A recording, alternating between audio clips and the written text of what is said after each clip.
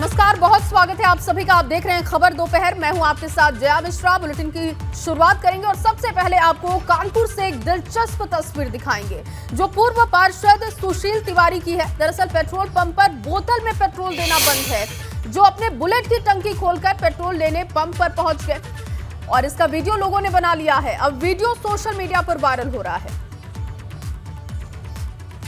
और देखिए तस्वीर आप देख रहे हैं। पूर्व पार्षद है ये, सुशील तिवारी इनका नाम है, लेकिन इनका वीडियो वायरल हो रहा है और बुलेट की टंकी लेकर पंप पर ये नेता पहुंच गए पेट्रोल लेने के लिए।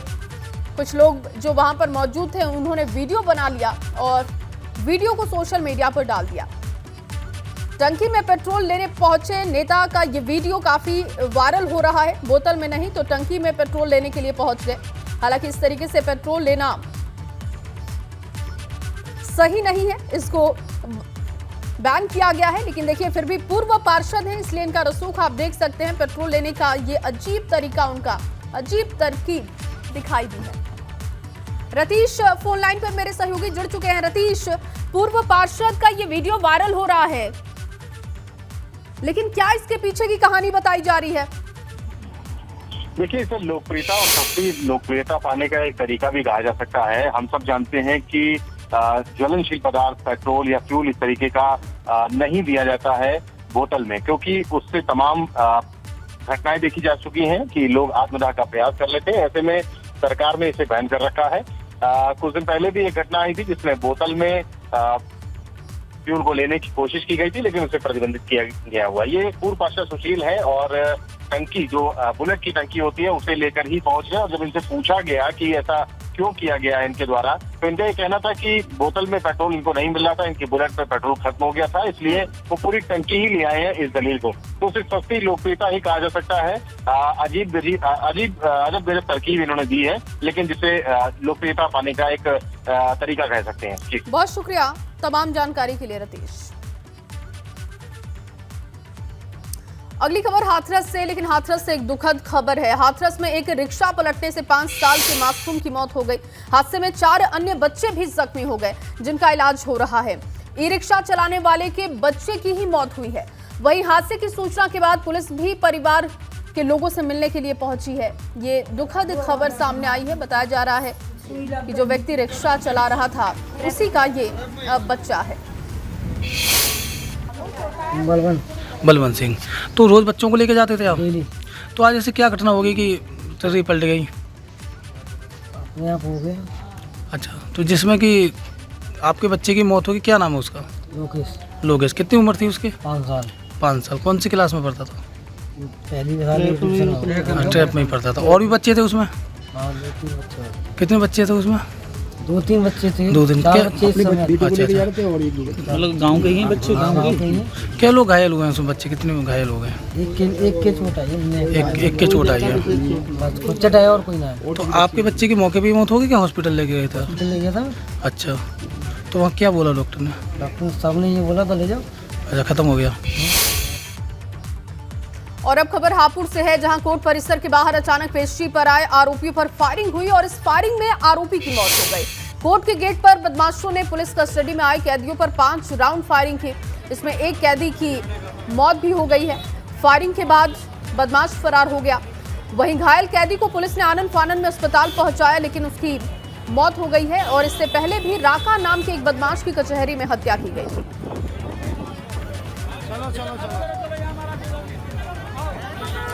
तो ये देखिए कोर्ट परिसर की ये तस्वीरें बताई जा रही हैं। कोर्ट के बाहर फायरिंग से हड़कंप की स्थिति बन गई और ताबड़तोड़ फायरिंग की गई आरोपी पर।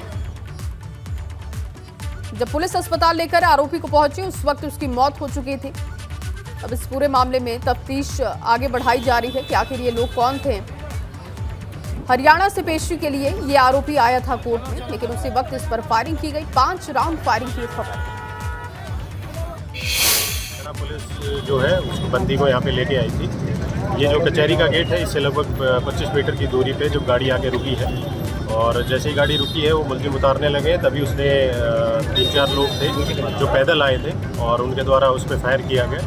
फायर में जो मुलजिम यहाँ पे पेश हुआ था उसकी उपचार के दौरान डेथ हो गई है और बाकी जो पुलिसकर्मी है वो सभी सेफ है। और अब आपको दिखाते हैं गाजियाबाद की तस्वीर। दरअसल गाजियाबाद के लोनी में पिटाई का लाइव वीडियो सामने आया है। तस्वीरों में महिलाएं एक दूसरे को लाठी डंडों से पीटते हुए दिखाई दे रही हैं। पड़ोसियों से विवाद के बाद ये फायरिंग की भी खबर सामने आई है। देखिए, पहले तो लाठी डंडों से पीटा गया, बताया जा रहा है कि इस बीच फायरिंग भी हुई है और देखिए किस कदर महिलाएं एक दूसरे को पीट रही हैं। महिलाओं का ये दो गुट जो कि आपस में भिड़ गया। पिटाई का लाइव वीडियो वायरल हो रहा है। गाजियाबाद की लोनी की ये तस्वीरें बताई जा रही हैं।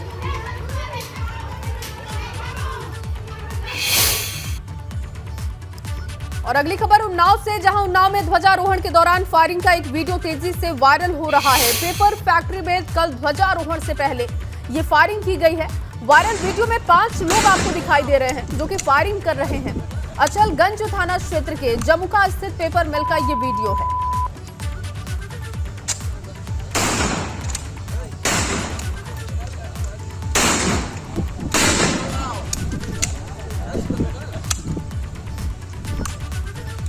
तो ध्वजारोहण के दौरान का ये वीडियो बताया जा रहा है। 5 लोगों को आप देख सकते हैं। पेपर मिल का ये पूरा मामला है। जमुका स्थित पेपर वहां की घटना बताई जा रही है और फायरिंग करने के बाद अफरा तफरी का भी वहां पर माहौल दिखाई दिया। हालांकि कुछ लोग काफी सहमे से दिखाई दिए और ध्वजारोहण से ठीक पहले ये फायरिंग की गई और ये ध्वजारोहण करने का बिल्कुल ही अलग तरीका, लेकिन हिंसक तरीका दिखाई दे रहा है। अगर कोई हादसा हो जाता है इस दौरान तो इसके लिए जिम्मेदार आखिर कौन होगा।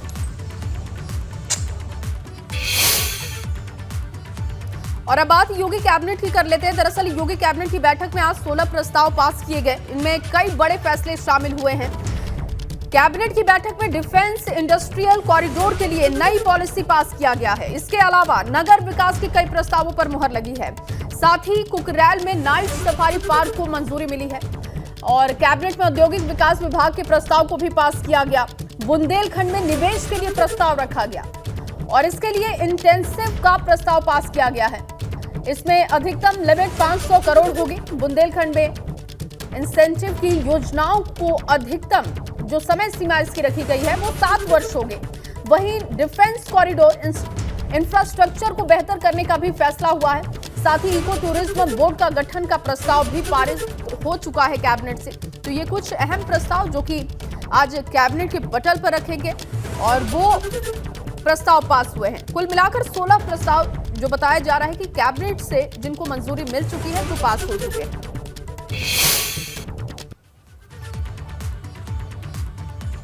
एक नई नगर पंचायत मानधाता बाजार के गठन का आज प्रस्ताव माननीय मंत्रिपरिषद ने स्वीकृत किया है। उसी प्रकार जौनपुर जिले की नगर पालिका परिषद ऑलरेडी है, नगर पालिका परिषद मुंगरा भाषापुर, जिसके क्षेत्रफल में हम लोग थोड़ा बढ़ोतरी कर रहे हैं, विस्तार कर रहे हैं। इस प्रकार इनके साथ अब हमारे कुल नगर निकायों की जो संख्या थी वो 752 हो जाती है।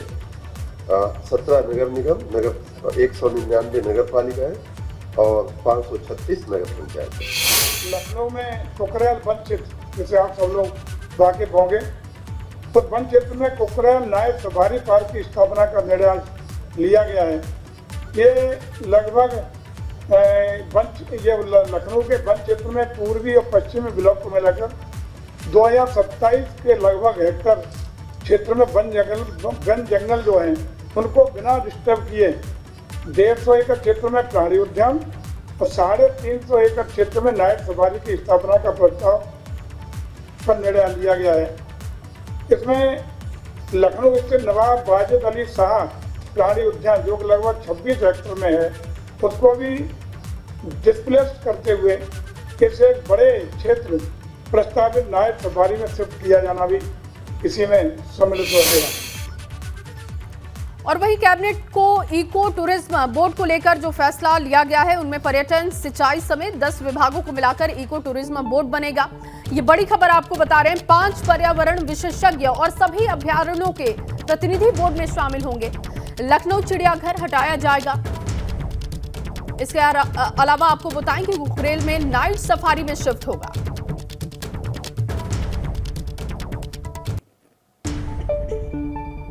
पर्यटन की अच्छी संभावनाओं की दृष्टि से इको टूरिज्म बोर्ड का गठन बहुत लंबे समय से चिर प्रतीक्षित था, क्योंकि अंतर विभागीय ये कई विभागों को जोड़ के ये व्यवस्था होनी थी। काफ़ी चिंतन मनन और कसरत के बाद आज इस विषय पे माननीय मंत्रि परिषद द्वारा निर्णय लिया गया है और उत्तर प्रदेश को इको टूरिज्म डेवलपमेंट बोर्ड के गठन का मार्ग प्रशस्त हुआ है। और इसके अलावा कैबिनेट ने फैसला लिया है कि उनके हिसाब से अलीगढ़ में food craft institute hotel management बनेगा। रामपुर में अग्निशमन केंद्र बनाया जाएगा। जेल मैनुअल में बदलाव का फैसला, राइफल की जगह 9mm पिस्टल इंसास को मंजूरी मिल चुकी है। जेल में अब रोशनी के लिए नहीं जलेगी लालटेन। महिला बंदी अब मंगलसूत्र पहन सकेंगी और त्योहारों पर खीर और सेवई का प्रावधान किया जाएगा। इसके अलावा मुस्लिम बंधुओं को त्योहारों पर खजूर और हिंदू बंदियों को गुड़ दिया जाएगा। जेल में बच्चों का टीकाकरण, नामकरण, संस्कार भी कराया जा सकता है। इस बात को भी मंजूरी मिली है। जेल में बच्चों के लिए चिल्ड्रन पार्क तैयार किए जाएंगे ताकि बच्चे खेल सके, बच्चों का विकास हो सके अच्छे तरीके से।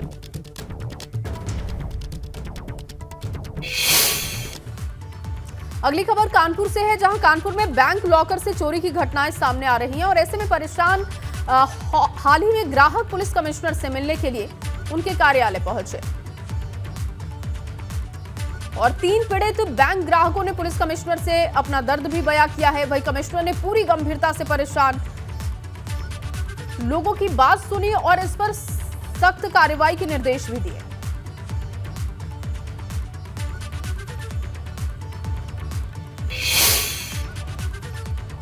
कानपुर के बैंकों में रखा हुआ, लॉकर में रखा हुआ सामान गायब हो रहा है और एक नया मामला इन दिनों निकल के आया कि लॉकर ही बैंक से गायब हो गया। उसके बाद कुछ और पीड़ित निकल करके सामने आए हैं जिन्होंने साल भर पहले पुलिस से शिकायत की थी कि उनके भी बैंक लॉकर में रखा गया जेवरात या कीमती सामान गायब हो चुका है।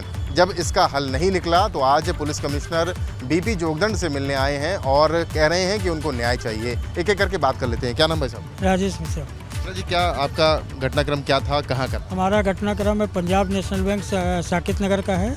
उसमें हमारा लॉकर 27 अप्रैल को 2:30 बजे हम लोग ऑपरेट करने गए। 27 अप्रैल 2021 27 अप्रैल 2022 को ऑपरेट करने गए। लॉकर ऑपरेट करने की जैसे ताला चाबी खोला, उसके अंदर का सारा सामान गायब था। मैंने वीडियो बनाने की कोशिश की, मैनेजर ने मना कर दिया और उनसे बोले कुछ नहीं, आप याद करिए, आप ले गए होंगे, आपको याद नहीं। फिर मैंने वहाँ पुलिस से मिला। पुलिस से मिलने के बाद उन्होंने कहा कि FIR 1.5 महीने बाद बड़ी मुश्किल से FIR दर्ज हुई।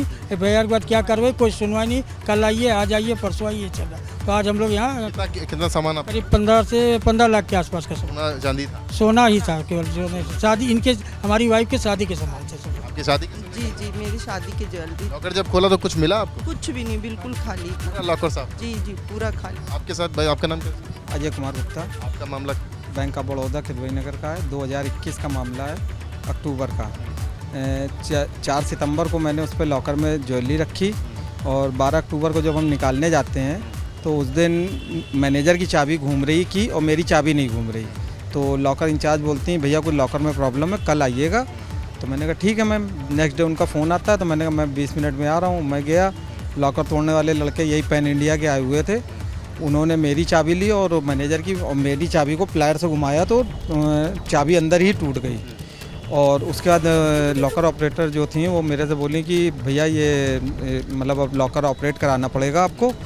तो हमने मैम अब तो कोई ऑप्शन ही नहीं, चाबी अंदर फंसी, हम जा भी नहीं सकते हैं। तो बोली एक आप लेटर साइन कर दो। एक्चुअल 20 साल मेरा पुराना अकाउंट है बैंक ऑफ बड़ौदा में, तो इतना कभी सोचा भी नहीं था, हमने भी ध्यान नहीं दिया। उन्होंने जो लेटर दिया हमने साइन कर दिया। और जब वो लॉकर तोड़ा गया, कब तोड़ा गया, कितने दिन बाद? उसी समय जब चाबी 13 अक्टूबर को जब जैसे ही तोड़ा गया तो अंदर से सारी ज्वेलरी गायब। क्या क्या रखा हुआ था उसमें भैया? मतलब उसकी डिटेल है मेरे पास में। मतलब उसमें हार थे तीन। कितने लाख का? 20 लाख का करीब। सब गायब मिला? सारा कुछ, सिर्फ एक पेपर बैग अंदर खाली मिला जिसमें हम ज्वेलरी रख के ले गए थे। ललितपुर की तस्वीर आपको दिखाएंगे, जहां राजघाट डैम पर जलस्तर लगातार बढ़ते जा रहा है। डैम के 18 गेट खोलकर 4 लाख क्यूसेक पानी छोड़ा जा रहा है। ललितपुर से मध्य प्रदेश जाने वाले रास्ते का संपर्क भी टूट चुका है। वहीं प्रशासन ने आवाजाही पर रोक लगा दी है। देखिए तस्वीर आपको दिखा रहे हैं, राजघाट डैम है ये, जिसके 18 गेट खोले जा चुके हैं। 4 लाख क्यूसेक पानी छोड़ा गया है और ऐसे में लोगों की मुसीबत बढ़ सकती है। जो आसपास लोग रहते हैं उन्हें अलर्ट किया गया है। प्रशासन ने आवाजाही पर पूरी तरीके से रोक लगा दी है। अगली खबर अयोध्या से, जहां अयोध्या में सरयू नदी का जलस्तर में उतार चढ़ाव देखने को मिल रहा है। इस वक्त सरयू में वाटर लेवल 92.11 है, जो कि डेंजर लेवल 92.73 से नीचे तो है, लेकिन वार्निंग लेवल के ऊपर है। वहीं बैराज पर पानी को डाइवर्ट कर दिया गया है, जिसके चलते सरयू का जलस्तर मौजूदा समय में घट रहा है। केंद्रीय जल आयोग की माने तो अगर बारिश हुई तो एक दिन में सरयू खतरे के निशान को पार कर सकता है। और ये देखिए, अब आपको दो तस्वीरें दिखा रहे हैं। सरयू नदी का जलस्तर जो कि लगातार कभी बढ़ रहा है, कभी घट रहा है। कटान से लोगों की मुसीबत भी बढ़ती जा रही है, लेकिन अगर बारिश होती है तो ये खतरा बढ़ सकता है।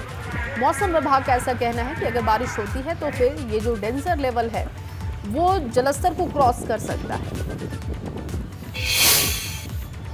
लगातार हो रही बारिश की वजह से सरयू का जलस्तर दिन पर दिन बढ़ता जा रहा है। सरयू खतरे के निशान से 63 सेंटीमीटर नीचे बह रही है, लेकिन ग्रामीण क्षेत्रों में, निचले इलाकों में रहने वाले लोगों के लिए समस्या का सामना उनको करना पड़ रहा है। आप साफ तस्वीरों में देख सकते हैं कि कटान की जो समस्या है वो बरकरार है और लगातार रोजाना कटान हो रहे हैं, जिससे लोगों को कटान की समस्या का सामना करना पड़ रहा है।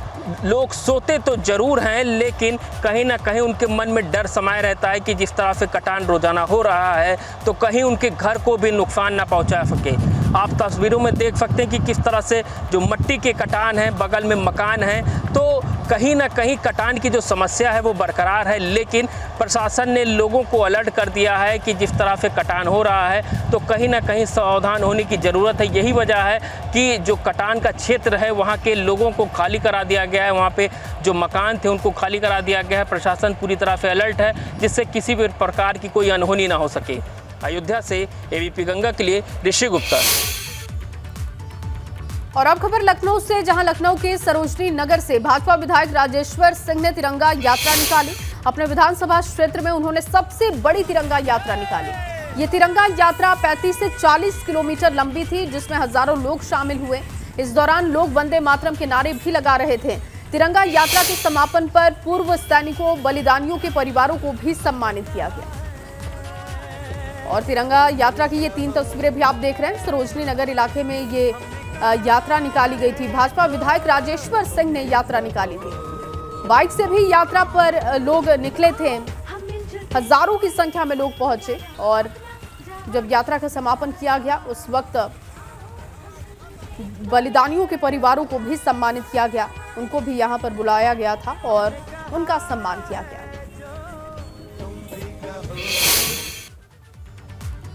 और चलिए इसी खबर के साथ इस बुलेटिन में बस इतना ही। आप बने रहिए एबीपी गंगा के साथ।